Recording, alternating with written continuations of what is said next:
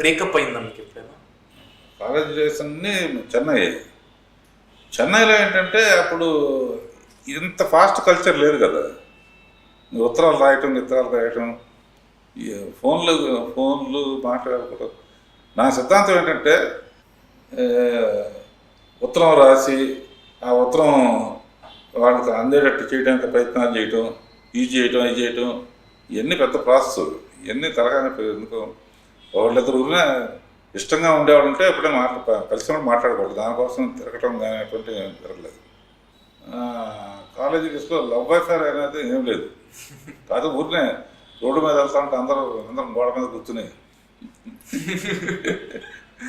ఇలా ఉంది అలా ఉందంతా తమిళ్ కదా, ఇది ఎప్పుడు ఇక్కడ నల్లారిరా బట్లీ అది ఇది తమిళ్లో